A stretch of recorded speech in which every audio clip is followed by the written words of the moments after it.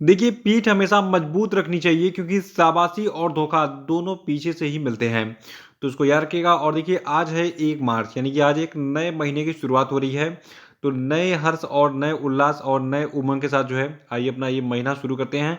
और आज 1 मार्च के सभी करंट अफेयर को देख लेते हैं। देखिए, इस वीडियो को पूरा देखने के बाद आप इसकी पीडीएफ फाइल जो है उसको भी डाउनलोड कर सकते हैं। और आपको बता दूं, जो मैंने मंथली करंट अफेयर का वीडियो था फरवरी महीने का, उसको अपलोड कर दिया है। इसका पार्ट 1 अपलोड हो चुका है, उसको आप देख लीजिएगा। वो जो है आपको मंथली करंट अफेयर वाले प्लेलिस्ट में मिल जाएगी। इसका पार्ट 2 भी आज शाम तक आ जाएगा, ठीक है। तो चलिए वीडियो को शुरू करते हैं। देखिए, आज का हमारा पहला प्रश्न है कि हाल ही में किस संघ ने रूस के जो राष्ट्रपति हैं व्लादिमीर पुतिन, इनको जो है अध्यक्ष पद से निलंबित कर दिया है। देखिए, जो आपके रूस के राष्ट्रपति व्लादिमीर पुतिन हैं, ये जो है जो अंतर्राष्ट्रीय जूडो संघ है, यानी कि इंटरनेशनल जूडो फेडरेशन है, तो इसके मानद अध्यक्ष के रूप में जो है अब तक अपॉइंटेड थे। लेकिन इनको जो है अब इस मानद अध्यक्ष के पद से जो है हटा दिया गया है। क्यों हटाया गया है? सबको पता है कि रूस और यूक्रेन के बीच में युद्ध चल रहा है और यूक्रेन पर रूस ने अभी हाल ही में आक्रमण कर दिया था। उसके बाद से रूस के राष्ट्रपति व्लादिमीर पुतिन को जो है इस अंतर्राष्ट्रीय जूडो महासंघ के मानद अध्यक्ष पद से अभी हाल ही में निलंबित कर दिया गया। देखिए, जो अंतर्राष्ट्रीय जूडो महासंघ यानी कि इंटरनेशनल जूडो फेडरेशन है, इसका मुख्यालय कहाँ पे है? हंगरी के बुडापेस्ट में। और इसका स्थापना हुआ था 1951 में। तो ये जरूर रखिएगा कि जो आपका इंटरनेशनल जूडो फेडरेशन है, इसका मुख्यालय कहाँ पे है? हंगरी के बुडापेस्ट में। अगला प्रश्न है कि राष्ट्रीय विज्ञान दिवस यानी कि नेशनल साइंस डे कब मनाता है? तो देखिए, राष्ट्रीय विज्ञान दिवस को हम 28 फरवरी को मनाते हैं हर साल, क्योंकि इसी दिन सर सीवी रमन ने रमन इफेक्ट यानी कि रमन प्रभाव की खोज की थी, जिसके लिए उनको 1930 में नोबेल प्राइज यानी कि नोबेल पुरस्कार से सम्मानित किया गया था। देखिए, भारत सरकार ने 1986 में 28 फरवरी को राष्ट्रीय विज्ञान दिवस यानी कि जो आपका नेशनल साइंस डे है, इसके रूप में नामित किया था। तो ये चीज़ जरूर याद रखना है कि 1986 में 28 फरवरी को राष्ट्रीय विज्ञान दिवस के रूप में जो है नामित किया गया था भारत सरकार के द्वारा। और अभी हाल ही में जो है हमने 28 फरवरी को मनाया है राष्ट्रीय विज्ञान दिवस। और सबसे इम्पॉर्टेंट चीज़, इसकी थीम क्या रही इस बार? तो देखिए, इस बार जो राष्ट्रीय विज्ञान दिवस रहा, इसकी थीम रही सतत भविष्य के लिए विज्ञान और प्रौद्योगिकी में एकीकृत दृष्टिकोण। अगला प्रश्न है कि दुर्लभ रोग दिवस यानी कि रेयर डिजीज डे हर साल किस तिथि को मनाया जाता है? तो देखिए, जो आपका दुर्लभ रोग दिवस है, ये हर साल मनाया जाता है फरवरी महीने के आखिरी दिन। तो देखिए, ये तिथि आपकी है फरवरी महीने की आखिरी दिन। देखिए, कभी कभी फरवरी 28 का होता है, कभी 29 का होता है, ठीक है। तो इस साल लीप ईयर नहीं था, इसीलिए जो फरवरी आपका जो है 28 दिन का ही था। और 28 फरवरी को हमने दुर्लभ रोग दिवस मनाया। और देखिए, 2022 का जो दुर्लभ रोग दिवस है, इसकी थीम रही अपने रंग साझा करें यानी कि शेयर योर कलर्स।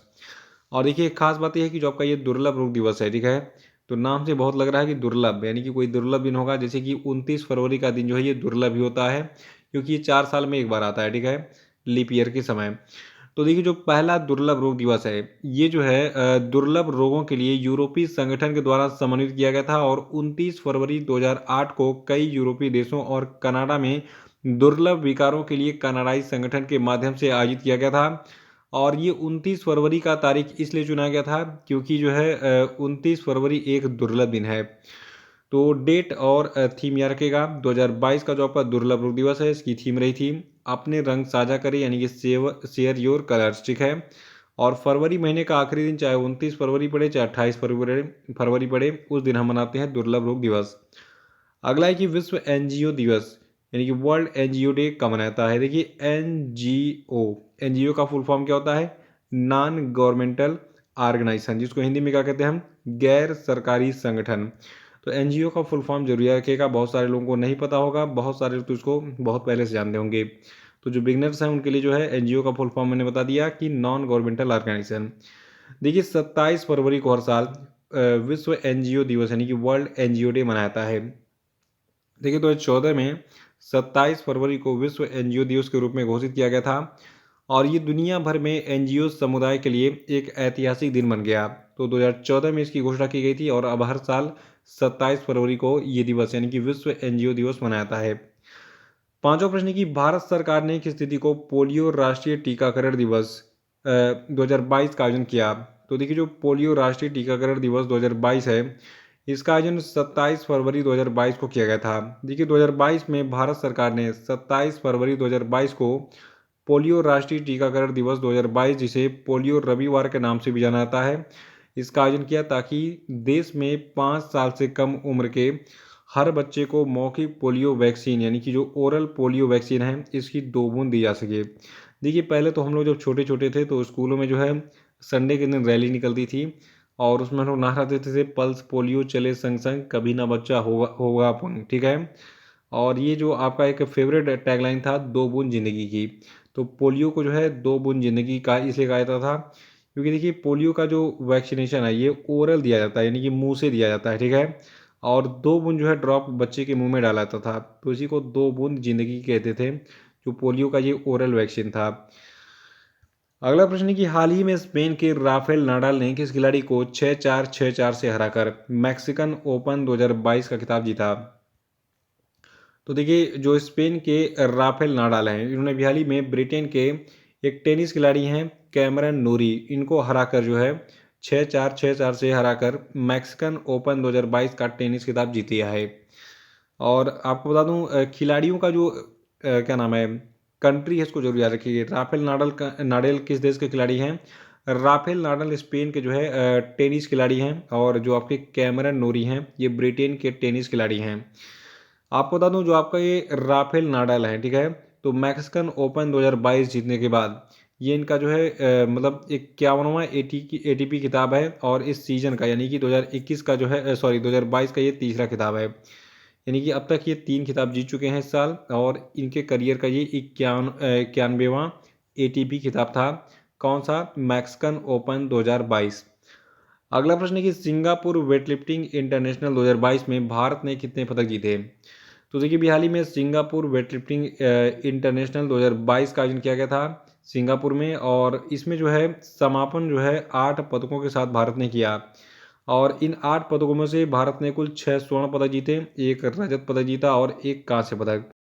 और देखिए इसी के साथ बर्मिंघम में होने वाले कॉमनवेल्थ गेम के लिए जो है टोटल भारत के 12 खिलाड़ियों ने जिनके नाम यहाँ पे दिए गए हैं इन सभी ने जो है क्या किया, क्वालिफाई किया कॉमनवेल्थ गेम के लिए, तो इसको जरूर याद रखिएगा। और किस खिलाड़ी ने जो है जो कॉमनवेल्थ गेम होने वाला है बर्मिंघम में, तो किस खिलाड़ी ने कितने किलोग्राम भार वर्ग में जो है क्वालिफाई किया है ये यहाँ पे दिया गया है, ठीक है, तो इसको जरूर याद रखिएगा। और देखिए एक खास बात आपको याद रखना है, जो आपका ये सिंगापुर वेटलिफ्टिंग इंटरनेशनल 2022 था तो इसमें जो भारत ने 8 पदक जीते थे, तो इस 8 पदक में जो है टोटल 6 स्वर्ण पदक, 1 कांस्य पदक और 1 रजत पदक जो है शामिल था, इसको जरूर याद रखना है। अगला प्रश्न है कि हाल ही में भारत सरकार ने किस देश से नागरिकों को निकालने के लिए ऑपरेशन गंगा नाम का मिशन शुरू किया? तो देखिए यूक्रेन में फंसे जितने भी स्टूडेंट हैं और वहाँ पे काम करने लोग गए हैं उन सभी को निकालने के लिए भारत सरकार ने ऑपरेशन गंगा नामक मिशन शुरू किया है। देखिए भारत सरकार जो है ये भारतीय नागरिकों को फ्लाइट के जरिए वापस लाएगी इस ऑपरेशन गंगा के मिशन के तहत। इससे पहले अफगानिस्तान में जो भारतीय फंसे थे उनको निकालने के लिए ऑपरेशन किया गया था और बहुत सारे देशों में ऑपरेशन चलाए गए थे, वो सारे ऑपरेशन एग्जाम में पूछ लिए गए थे। तो अभी फिलहाल आपको कुछ नहीं याद रखना है, ऑपरेशन गंगा याद रखना है। ऑपरेशन गंगा जो ये यूक्रेन में फंसे भारतीय नागरिकों को निकालने के लिए चलाया गया एक मिशन था। अगला है कि हाल ही में भारतीय वुशु खिलाड़ी सादिया तारिक ने मास्को वुशु स्टार चैंपियनशिप 2022 में जूनियर टूर्नामेंट में कौन सा पदक जीता? तो देखिए अभी हाल ही में वुशु खिलाड़ी सादिया तारिक ने मास्को वुशु स्टार चैंपियनशिप 2022 में जूनियर टूर्नामेंट में जो है स्वर्ण पदक जीता।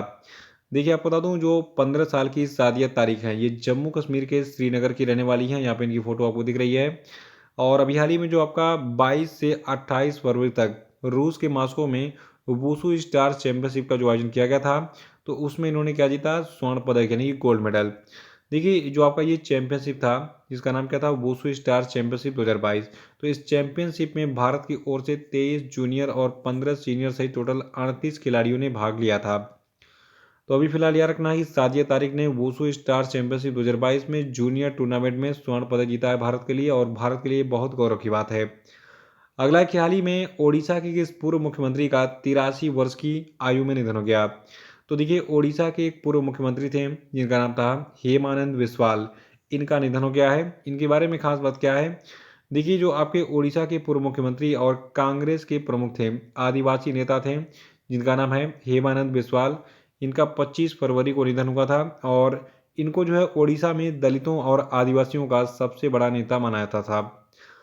अगला प्रश्न है कि हाल ही में केंद्रीय मंत्रिमंडल ने एलआईसी के आईपीओ यानी कि इनिशियल पब्लिक ऑफरिंग में कितने परसेंट विदेशी निवेश को मंजूरी दी। देखिए विदेशी निवेश क्या होता है, कल के वीडियो मैंने बताया था, तो कल का वीडियो देखिए उसको रिवाइज करा लेगा। अब यार कि केंद्रीय मंत्रिमंडल ने एलआईसी के आईपीओ यानी कि इनिशियल पब्लिक ऑफरिंग में जो है टोटल 20% निवेश को मंजूरी दे दी है। देखिए एक कंपनी जब अपने सामान्य स्टॉक या फिर शेयर को पहली बार जनता के लिए जारी करता है तो उसको हम क्या कहते हैं, आईपीओ यानी कि इनिशियल पब्लिक ऑफरिंग, और इसी के माध्यम से जो है इन्वेस्टमेंट होता है किसी भी बाहरी व्यक्ति का कंपनी के अंदर। ठीक है, तो अभी हाल ही में सामान्य स्टॉक या फिर शेयर को जो है मतलब अपना जो स्टॉक या फिर शेयर है इसको जो है पब्लिक के लिए जो है खोल दिया, ओपन कर दिया है एलआईसी ने। देखिए भारत की जो सबसे बड़ी बीमा कंपनी एलआईसी है तो ये शेयर बाजार में अब जो है दस्तक देने जा रही है, लिस्टेड होने जा रही है। अब इसके शेयर आप जो है खरीद सकेंगे, आप भी खरीद सकेंगे, और साथ में इसमें एफडीआई को मंजूरी मिली है तो यानी कि जो विदेशी कंपनियां हैं वो भी इसमें शेयर ले सकेंगी।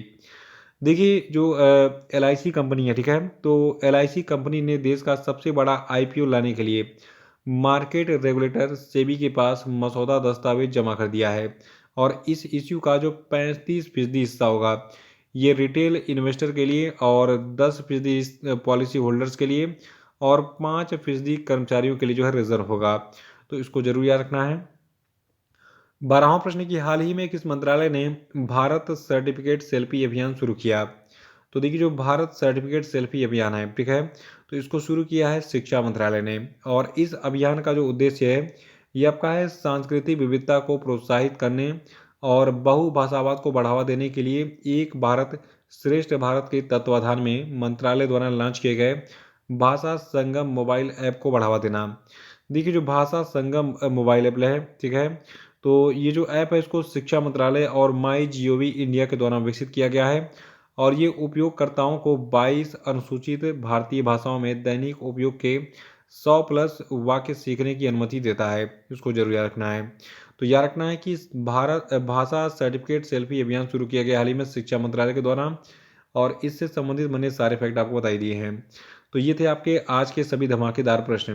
देखिए फरवरी महीने वाला मंथली करेंट अफेयर जरूर देख लीजिएगा, इसका पार्ट 2 भी आज शाम तक अपलोड हो जाएगा। और अब हम बात करेंगे आज के सभी क्वेश्चन अपडेट पे। देखिए आज क्वेश्चन का पहला प्रश्न है कि 18 फरवरी 2021 को समाप्त सप्ताह के दौरान भारत का विदेशी मुद्रा भंडार कितना था, बताइए। देखिए विदेशी मुद्रा भंडार के जितने प्रश्न मैं आपको डेट वाइज देता हूँ उसको नोट कर लिया कीजिए, क्योंकि डेट वाइज एग्जाम में यही प्रश्न पूछा जाता है।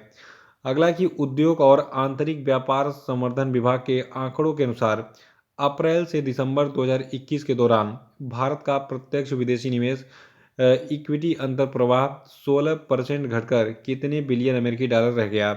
तो ये रह गया जितना भी जो है आपको कल का वीडियो देख के रिवाइज कर डालना है, नहीं पता तो, और कमेंट बॉक्स में बताइए अगर आपको पता है। तीसरा प्रश्न है कि राष्ट्रीय प्रोटीन दिवस कब मनाता है, बताइए।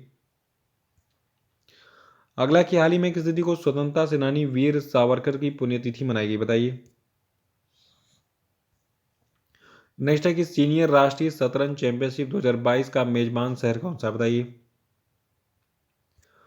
और अब हम बात करेंगे कल के पूछे गए सभी प्रश्नों के सही उत्तरों की। तो का पहला प्रश्न था कि हाल ही में भारतीय एयरटेल ने इंडस टावर्स में वोडाफोन की कितने फीसदी हिस्सेदारी का अधिग्रहण करने की घोषणा की है।